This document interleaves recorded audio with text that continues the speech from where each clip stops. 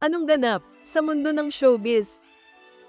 Nagpasabog muli ng tsismis si Christian Albert Cian Gaza sa kanyang Facebook page matapos maglabas ng blind item tungkol sa isang umano'y bilyonaryong celebrity na hiwalay na sa asawa nitong tagapagmana ng malaking kumpanya sa Visayas at Mindanao.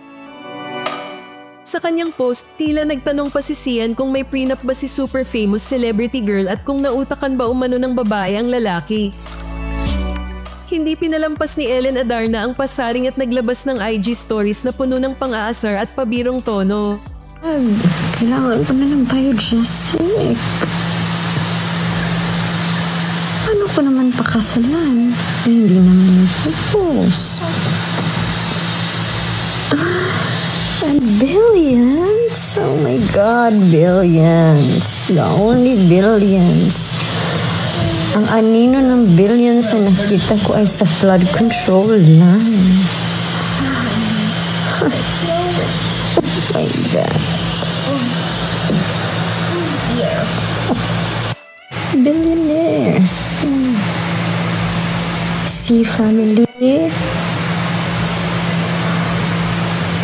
Gokwe. Zubair. Aboitiz. Nagsitar, Villar, Zaldico, Vizcaya, Morgan.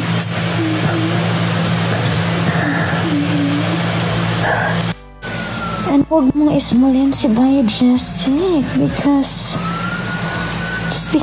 simple lang siya. Ikaw, you don't know.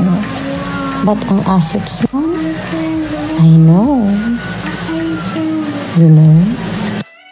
And kung makimaritas naman lang, at least get everything right. Like everything. Ayan, namulan na.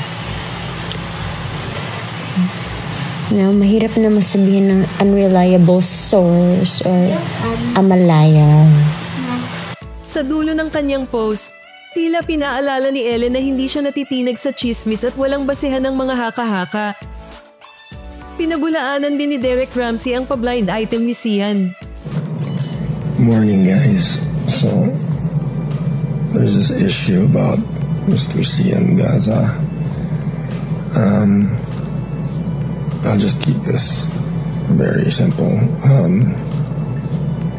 There's no truth to anything that was said. That's it, guys. That's all I have.